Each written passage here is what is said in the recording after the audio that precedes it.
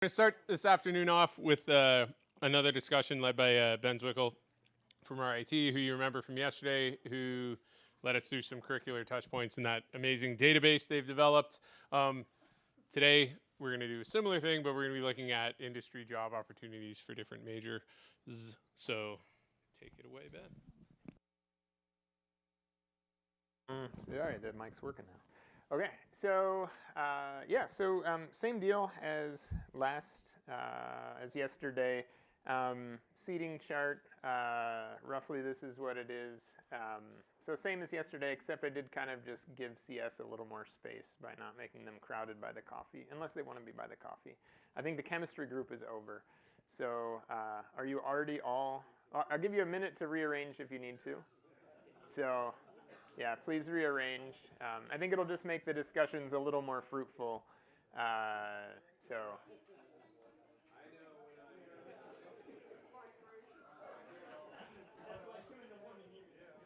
Yeah, so if you see any outsiders at your table that don't belong, send them on their way.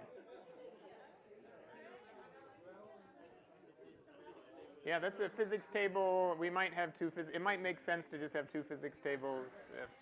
Yeah, so.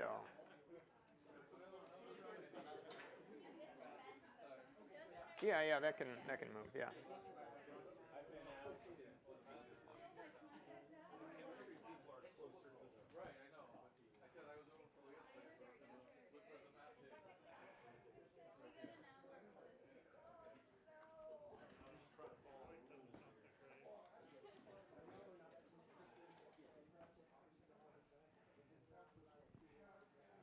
Okay, so thanks for rearranging. So we are going to start off with a discussion.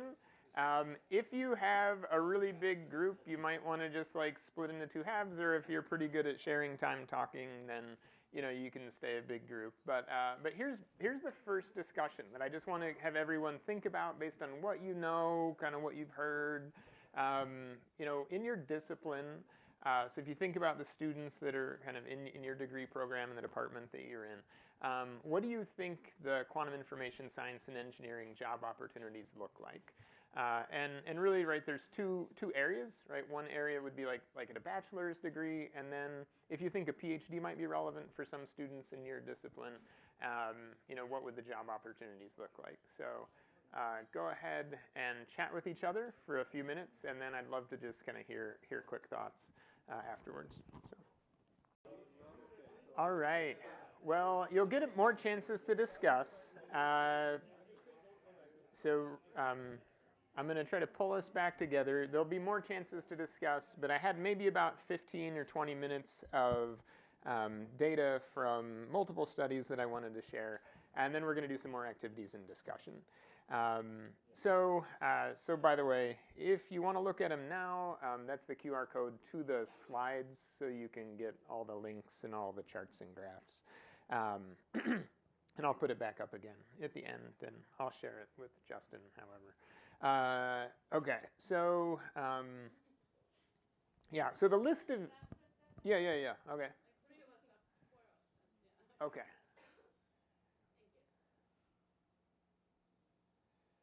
Yeah, I mean, the charts and graphs, they're fun to see on your phone because you can zoom in on them and read the labels that were too small. All right. We're good. Okay. All right. QR done. Okay. So here's the list of studies I'm going to redo. They're kind of in chronological order here. And what I want you to note about them is that they go back to as early as like 2019, 2020 for some of the data collection. We've got interview studies, we've got surveys, we've got one report specific to technicians. There's some job postings data. I'm not going to really review this European Union competency framework for quantum technology, but it's good to know it exists. And then there's kind of the ongoing interview-based study that we're doing at RIT and CU Boulder. So I'll share a little bit about 4 of those 6 sources. So in terms of types of companies, I think when you think about quantum jobs, one of the things that, at least in my mind, like the first thing that comes to mind is like, oh, like IBM, right? They're making quantum computers. And so, yeah, that is one type of company that is hiring within this kind of broader quantum ecosystem. But this is a list that was adapted from the Hughes et al. Reference. So this was a survey that was done in partnership with the Quantum Economic Development Consortium. So they were attuned to kind of the industry organization. Right, you can see it: algorithm, software provider, cloud services, enabling hardware, end application users. That's where you get like pharmaceuticals and finance, data science, AI, that kind of stuff. Hardware systems for computing, right? And that would include companies like IBM and Quantinuum and things like that. Hardware systems for communication and networking, right? There's actually different companies that are marketing, quantum key distribution hardware and things like that. Hardware systems developers for sensing, right? If you're a company like Airbus or something and you're like, hey, I want a really, really good gyroscope that's quantum limited and takes advantage of entanglement to make a better gyroscope or something like that. Like they're interested in sensing. And so there'll be, different hardware systems there. Just certainly the materials and processes that need to happen to actually fabricate quantum hardware. Test and measurement equipment, you can think of detectors and like low noise amplifiers and things like that. And then just vertically integrated companies that are doing everything from like research and development to like making the products to marketing the products and selling services. So there's just a range of types of companies. And you might have like some companies like Quantinuum. Like typically if the company has quant or a Q in their name, right, they're mostly quantum. But then you have companies like Raytheon, which will have divisions doing quantum technology. But they're like an enormous company, right? They've got tens of thousands of employees, and then they've got a group of people, like a not negligible group of people doing quantum stuff. So,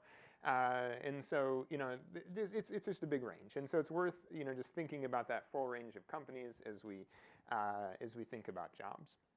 Okay, so the first data set I wanted to share was just some data thinking about both bachelor's and PhD level jobs. This comes from job posting data, as you can see from the graph, between 2021 and 2023. And I think the big takeaway is that, of course, like PhDs have driven a lot of the innovation, but there are a number of jobs at the bachelor's level. At least that would be the degree requirement. Not speaking to years of experience requirement that might be added onto that, but that's the degree requirement. And so, we're still seeing that the two largest groups are bachelor's and PhD. And I think it's just because in the US, right, the master's degree is just not, it's not like uncommon, but it's just like, like what's the advantage of the extra master's degree rather than just entering the job with a bachelor's and starting work. Yeah, okay, so here's some additional data that came out of that same job postings analysis. And here what they've done is they've still broken it up by bachelor's, PhD, but they've also, which is the color, but they've also broken it up between kind of computing or CS-related jobs, physics-related jobs in the middle, and engineering-related jobs. So if we just kind of go graph by graph, right? So we look at the dark blue, which is bachelor's. There's roughly equal numbers of job postings, which the bar goes up to almost 600 for CS, just a little over 600 for physics, and right about 600 for engineering, right? So it means that at the bachelor's level, there's a lot of jobs, in computing, in engineering, in physics. If we look at the PhD level, right, it certainly tilts heavily towards physics. There's still, right, that's the largest bar as of 2023. But there are, CS and engineering PhDs that are making their way into the field. So, all right. So here is a different look at. So this comes from a survey of employers. I think there were something like 60-ish responses to this survey from different companies. And so, companies were given a bunch of different kinds of job titles that they could say whether or not their company hired, and then they could talk about the education requirements for those jobs. And the ordering here you can see is kind of by the purple, which if we look at the legend there, that's bachelor's, right? And so this kind of gives us a sense that if you got a lot of purple, it means, a lot of bachelor's jobs. If you have virtually no purple, it means no bachelor's jobs. And so if we look at the extreme ends of this, right, we have like system assembly maintenance technician or test and measurement engineer, technical sales marketing, product sales marketing, circuit designer, but not quantum circuit designer, like your electronic circuits. And so that those are some of the high bachelor's level jobs. And then at the very little available at the bachelor's level, error correction scientist, computational chemist, experimental physicist, theoretical physicist. Typically when employers put the word like scientist or chemist or physicist into a job title, they almost always mean PhD. Not universal, but it's much more common. And so you can see, those jobs are like error correction scientist, 0 bachelor's, mostly PhD. So that just kind of gives you a sense of the range of different job titles. I mean, if we just do go through the full list, right, we have some software ones like software programmer, DevOps, database engineer, data scientist. And then there's some that are clearly more hardware, like control systems engineer, system architect, designer, cryogenics. Yeah, these would all be in companies that would be part of that broader quantum ecosystem that would be they would have done something, they would have checked the box on at least one of these. So, and in fact, like this list of types of companies from Hughes et al. Is the same data set as this. So, so many of these companies would have hired many of these roles. So in the spreadsheet, you could also, like we say, the last one, error correction scientist, how many people are in there, or is that? Yeah. How many people are in the other category? Yeah. And I think, well, so if we look at this data, we can see that broadly, at least for job postings, there's there's more bachelor's jobs than PhDs in terms of job postings, even as of 2023. But PhDs are still in demand. So if we were to think like total N, kind of the integrated N of kind of all the bachelor's level jobs, would have, probably roughly been about the same as the total number of PhDs. So I don't know, was there another question over here? So here's just another look. This comes from Fox et al. 2020. It was interview data. It was so fewer interviews, so fewer job roles got discussed. But one of the things that it also does kind of nice is on the x-axis, we basically have like associate's degree, bachelor's degree, master's degree, PhD, right? So you have that same kind of spread of degree levels. On the y-axis, we have different disciplines like physics, engineering, computer science. And then color coding, we get a third dimension with color coding, telling us kind of the type of job. And so if we read this, we can kind of say like, all right, physics bachelors, what are they doing? Well, there was one technician role, so they were probably doing like some test assembly type technician. There were several engineers, 4 engineers. There were 4 kind of experimental scientists, so again, kind of valuing hands-on skills. 1 person doing more theory and 1 application researcher at the bachelor's level. Engineers, right? We see a lot of technician roles, a lot of engineering roles, especially a couple of experimental science roles. So again, kind of very much leveraging the hands-on experimental technician work. And then, there were, like for chemistry, right? You can see there were a couple of PhD level roles. For math, there was a PhD level role. So just another kind of way to slice this.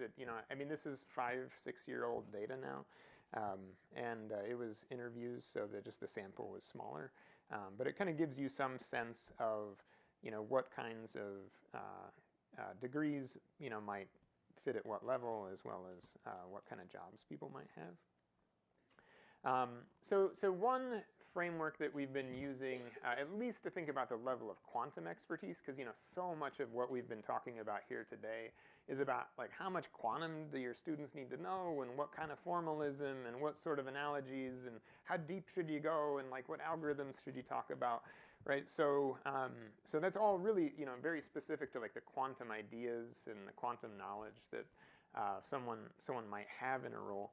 And so this framework, kind of goes from none necessary in terms of the quantum expertise to quantum aware, right? Which would be, right, you're pretty new to quantum concepts. You maybe have like heard the words but don't really know what they mean. Quantum conversant.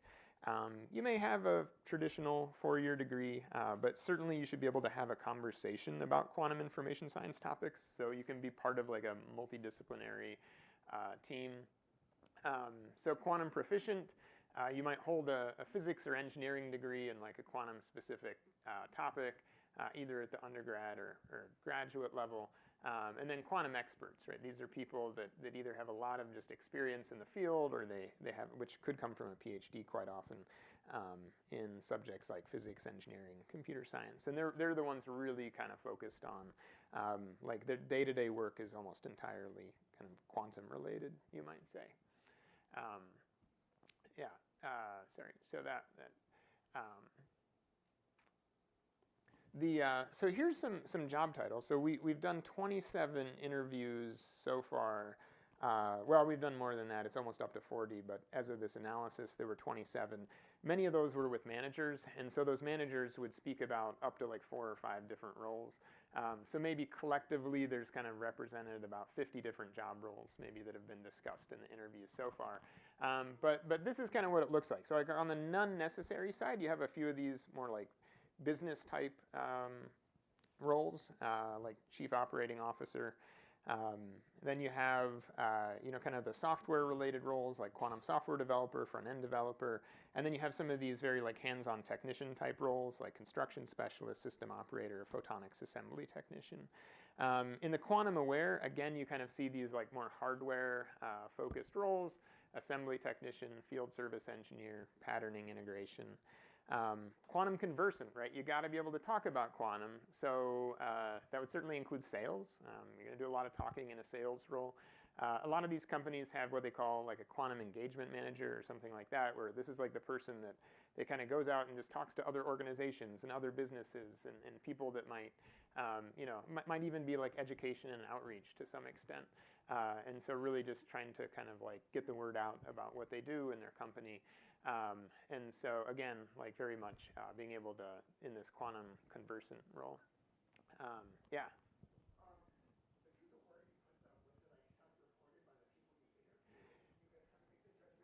Yeah. Okay. So the question was like, how did we sort people into these different roles? So we sort of presented them with the spectrum of 5, and then we say like, yeah, typically where would this role fit? And so the interviewees sorted themselves or sorted their employees into these different roles. So.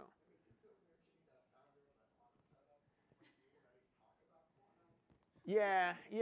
I mean, yeah, I guess they had money. I mean, maybe, I don't know, like, if they were the founder of a startup, maybe they gave themselves that role, like, so, like, I don't know, like, I had the money, and so I financed a company, and so, but I'll call myself the founder, even if I wasn't the technical expertise that did it.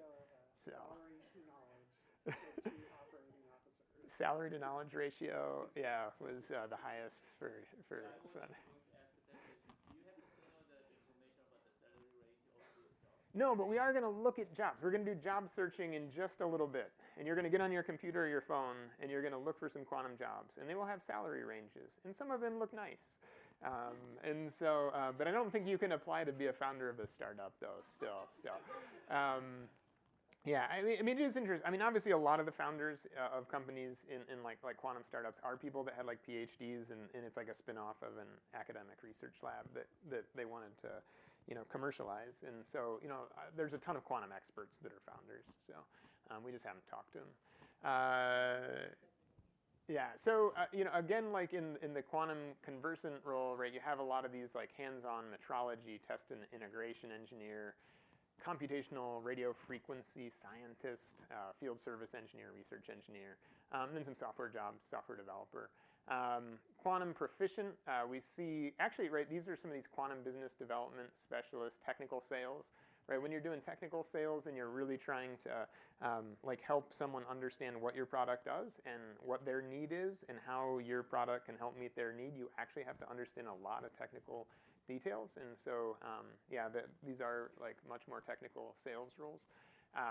And then again, some hands-on stuff like cryogenics, nanofabrication, fabrication engineer, some more software jobs, and then some like research development, algorithm development. And then quantum experts, you get a lot of scientists, right? You get theorists, quantum theoretical scientists, quantum research scientists, quantum computing scientists, application scientists for quantum technology, senior quantum application engineer, and so on. So that's kind of the spectrum of jobs. You know, like I said, we're hoping to get to about 200 interviews overall. We'll start to kind of coalesce some of these jobs into different categories as well over time, but that's just kind of a data dump. Just to give you a feel of just like job roles. In terms of skills, like what sort of skills are people using? This comes from the Hughes 22 et al., which was the Quantum Economic Development Consortium, about 60 different survey responses they got from different companies. And what you have on, this is a heat map. It's a correlation matrix, basically.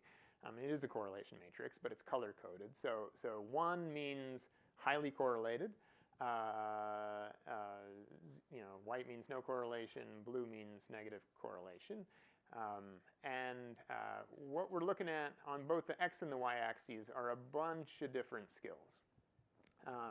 And so the way this survey was done is basically like a whole bunch of skills were listed, and you'd say like, here's my job that I'm going to talk about, and then you could click which skills were relevant for the job. And so this is kind of showing the correlation of skills within particular jobs.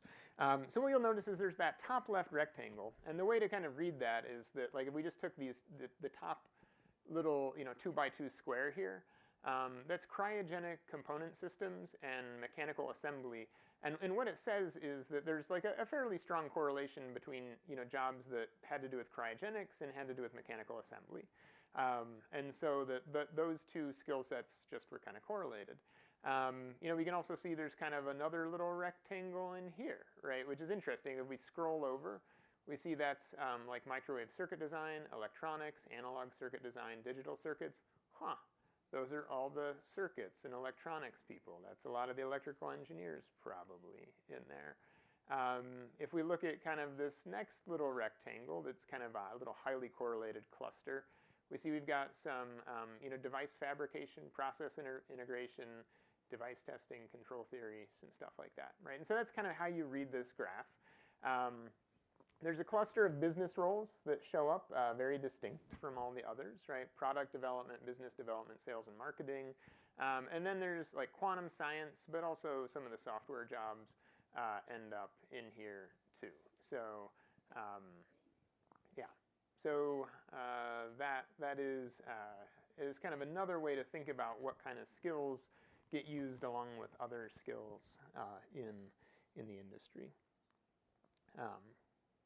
Yeah, and so I think this is maybe the last slide I have before we're going to look for some jobs. So this is, again, going back to the interview data that my group has been working on.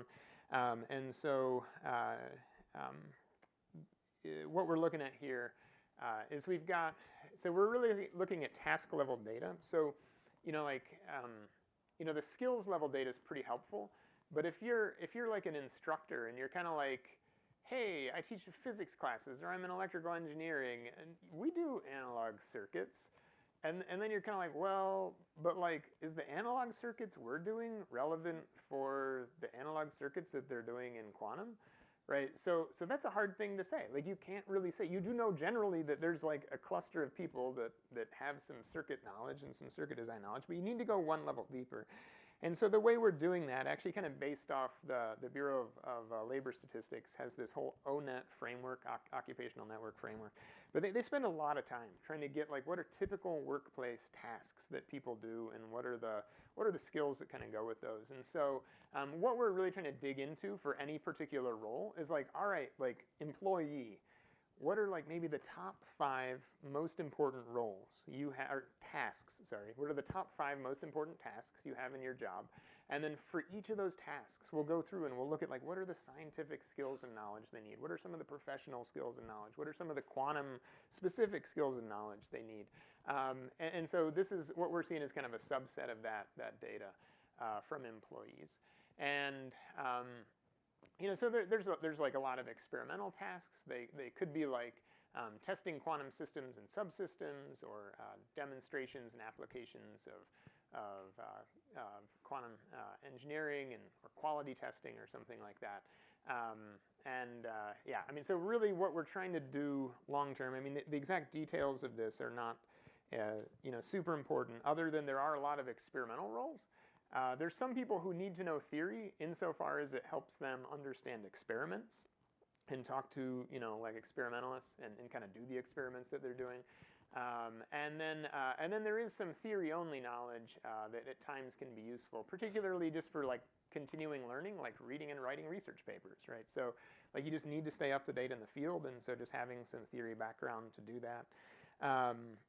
And also for training, right? If you want to be able to teach other people who come into your company, having some theory knowledge so you can train others can be significant. I will say one thing that's kind of biased about our sample right now: we don't have a ton of employee level data that are PhD level positions. We have more like bachelor's, master's level positions. So I think the theory only list will get a lot longer if we start talking to like quantum error correction scientists and stuff like that. Yeah, but anyway, that's kind of what it is. So check back in with us. Over the next year or so, we should have some like longer, much more detailed papers about this. Shams El-Adawi, who's actually been the postdoc at CU Boulder, who's been leading a lot of the data collection for these industry interviews, has a paper under review for this physics education research conference coming up. And so she was focusing on where the industry is going next. And so based on interviews with about 20 managers, this is kind of what they were saying. One, PhDs are still highly in demand, especially for those like innovation and foundational research roles. So when you think about like one of the career paths for the students is just like, hey, I want to get students excited, so they go do that PhD, so they become this, like expert that is highly in demand, right? I mean, that is a legit kind of quantum workforce strategy, right? That needs to, that is important for quantum information science. But then also companies are scaling up and scaling out as they offer commercial products, right? So as they start to like sell services and make things, they just need a whole lot more people to help make those things, to help service those things, to help teach others to use those things. And so there's going to be a lot more roles at the bachelor's, master's level. And then, I think one of the big growth areas that we're really not seeing a whole lot of yet, but it'll grow, are these application-focused roles, right? These are interdisciplinary experts who are good in some field already, like pharmaceuticals or finance or AI or data science, and they want to learn how quantum tech can help it, or they want to be the person that kind of brings in some of these quantum computing ideas and quantum algorithms to their field, to their company. And so, there's an anticipation that as there are like actual, more productive applications for quantum hardware, that these application-focused roles will increase a lot. From talking to people at a couple different companies, it seems like in the short term, some of that's happening through upskilling. So like they might have like some people that are really good at data science within their insurance company, and they're like, hey, we want to have a small team of people that are thinking about, maybe quantum computing for optimization problems that are relevant to insurance. And so, they will just upskill some really good data scientists. They're not looking necessarily to hire like a brand new undergraduate data scientist who's not that good at data science and knows just a little bit of quantum. They're kind of looking at kind of adding quantum skills to really good data scientists. So that'll be interesting to see in the future how that affects job roles. Okay, so there's a couple different websites, and I'm going to click on these links and we're going to see what happens. So this website was not loading earlier today from the QEDC, and it's still not loading. And I think it's actually the whole QEDC website is down. If anyone else Google's QEDC and tries their website and gets it to work, let me know. But sadly, they have like 600 or 700 jobs listed on their website. So it's not working. Okay, yeah. So they've been taken down, sadly. Yeah, that's it. Yeah. So, however, this slightly smaller jobs listing from Quantum Jobs USA is pretty easy to search, and you can just click on the Find a Job button, and then the last one is, even if you just go to a general search like Indeed or whatever, and you're like, well, I'm not going to sign into Indeed. So they're not going to know. All right, I just looked up quantum engineer recently. I am a human. Yeah. So so there was one sponsored post, and then yeah. So there are jobs that you can see that kind of fit within this category, and that does not look as quantum-y as they did. Well, that one looks pretty quantum-y. But anyway, you can click on them and see why they came up with like quantum scientists. Maybe I looked up quantum engineering. Yeah. So you can, it's a little harder. You just have to sift through like more, more options. But you'll definitely see some quantum jobs in quantum companies like Google. So, and the one nice thing about places like Indeed is, you can search education level to say like bachelor's degree, and you can, yeah, and so you can get you can see why is Keysight, so they would be like a test and measurement company. Why did quantum come up for them? Is there benefits? Yeah, you can. Okay, so they say, yeah. So our our 15,000 employees create world-class solutions in these things, including quantum. So. Yesterday, I think Yeah. someone told me about this one, and I typed the cybersecurity. Yeah. And there are a bunch of jobs. Yeah. And look at the qualification. It's almost all cybersecurity jobs actually include some kind of quantum in the job description. Yeah, I mean, yeah. So cybersecurity. Yeah, I mean the cybersecurity majors at RIT. I know they hear about quantum from like first semester. I think they have like a freshman seminar, and they talk about it in there, and they're like, this is totally going to be a game changer for our field. Like, you should know a little bit about it. And they're definitely drumming up quantum interest on campus. Thanks, cybersecurity. So anyway, so that's it. So the task for the next 15 minutes is really just try it yourself. See if you can find some quantum jobs that would be for students in your discipline. You might have to get a little more creative than I did with Indeed in terms of searching. Like, you might have to look for electrical engineer or physics and bachelor's. But yeah, just see what you can find, right? Because this is something that you could do with your students, and it does kind of give you a realistic look, right? You'll hear some stats about the vast number of open jobs in quantum, and this kind of gives you a sense of, all right, what do those openings look like, and where are they? Because I think there's some students, that will, there's some students that will have where the quantum could lead to a direct job in the quantum information science industry. Like, there's an argument, even if that's not possible, right? That quantum is just one of these, scientific concepts and kind of, of the future, of future technology development. And so, much like in the past, mechanics and electricity and magnetism were like the foundations of a lot of core technologies. There's just an argument that just says quantum is that for the future. And so I think even if our students don't go off into the quantum information science industry or a job in that, it can still be a wonderful thing to incorporate into our instruction. So anyway, go ahead, spend some time looking for jobs, see what you find. I'm really curious. So I don't know if you were like me and you're trying to use Indeed, like how much information you just had to give Indeed to look at the second page of results. Like at least I did. I had to like tell them all about myself and all the jobs I wish I had. But anyway, so now they know a lot more about me. Okay, so we are basically done with this session because it's almost 2 o'clock. I'm curious, is anyone willing to just like share their impressions of job searching for quantum jobs? Like, were you surprised at any aspect of it? Was it kind of what you thought it might be? Yeah. I was surprised at how low the entry-level positions were for people who had knowledge of quantum.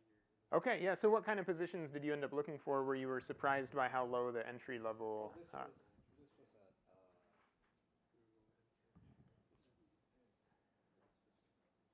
I didn't do such a fine search. It was a more general. Yeah. So. Yeah. Yeah. I mean, and there are many, especially like those hardware technician, assembly, experimental, hands-on type roles, and I think some of the software type roles that yeah, definitely you can get in without a ton of quantum. Any other surprises that people, yeah. It's so geographically specific. Like I was looking in Portland, Oregon, and it's just like dramatically different than, of course, the DC area. But I just think that was interesting to see so many fewer opportunities in some cities than others. Yeah, which I think, given that like certain kinds of education, particularly like say at the community college level, like oftentimes there's students from the community that want to stay in the community. Not always, but often. Yeah, like how geographically localized maybe the educational opportunities need to be to kind of be where the employers are. But it's true. I mean, just like there's parts of the country where there's not many quantum courses, there's parts of the country where there's not many quantum jobs. And so yeah, so that's definitely to think about. Like to even figure out like in your part of the country, like are there employers nearby? That's an interesting thing. Like you're lucky if you're in California. You're lucky if you're on the East Coast. If you're kind of near Chicago, you're kind of lucky. There might be a couple other places, But yeah. Any other? And I mean, I heard one comment that the salaries looked really good, especially when you're an academic. Yeah. Any other last thoughts before we go? Yeah. I was looking for bachelor's jobs, and it was shocking to me how many of them also required a lot of years of experience. And so it seemed like the bachelor's jobs even were not really accessible to new graduates. Yeah, that can be an issue, right? So I've seen that a lot with the software jobs, but I think it might be true in other roles as well. I mean, I definitely have seen postings, that are especially like if you're going to work in a fab facility or do some clean room work. There are just a lot of entry-level positions in those kinds of facilities, and so I have seen like basically right out of college.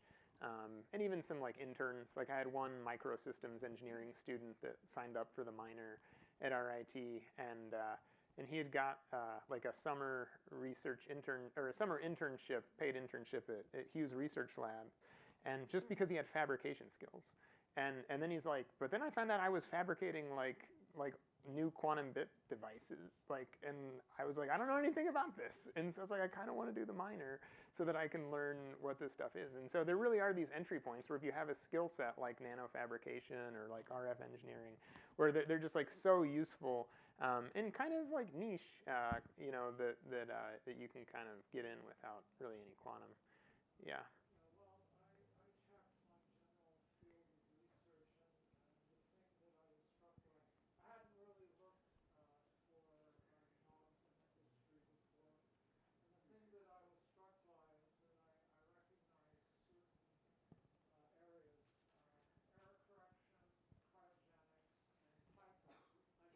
Yeah. Those are the three things in my field, right? Yeah. And I was shocked because that's exactly what all these companies are looking for. So, it's funny that here I'm an academic and that's where I've been oriented. I haven't even been thinking about what companies want, and they are looking for exactly the same thing. Yeah. So it seems like everybody's on the same wavelength. Yeah. I mean, I think so I think just last question for you as you go on and as you have more conversations, as you think about things, is just like in light of this kind of job data, and in light of the job searching that you did, how might the current or in development QISE courses connect to students' careers? Like, are you just trying to like cultivate interest, or are you really trying to prepare students maybe from a particular major or multiple majors to maybe enter one of these jobs? Like, kind of what is your objective, or even to just pursue advanced study, right? I mean, the PhD route is still really important. So just like how is your course kind of connecting to these students' careers, and how might that affect how you prioritize? Probably one of the just hugest takeaways is that if you think about like this graph here is one of the many that kind of show it. There's so many hardware-oriented jobs that rely on like experimental hardware skills, and yet like there are not many lab courses dedicated to quantum information science and engineering. And you'll get to do some tomorrow, right? You'll get to do some of these hands-on single photon labs. But you know, they're just probably that's a huge growth area for just like education, is just the experimental hands-on stuff. Yeah, one last comment, and then we'll. Yeah, just a comment with regard to like how the curricula are aligned with the jobs. I think traditionally, especially in physics, we tended to focus a lot on academia for research positions, and I think especially in QIS, the real cutting-edge research is happening in industry. So students shouldn't be ruling out industry as a bona fide research direction Yeah. to go in. Yeah. I mean, and which is evidenced by just the large number of PhDs, right? I mean, they hire the PhDs because they want them to do independent, advanced, cutting-edge research and development work. Anyway, thank you for playing along with that job searching game, and maybe something like that will be something you want to integrate into your course just to help students be more aware of careers. The slides are all available. Have a great, thank you.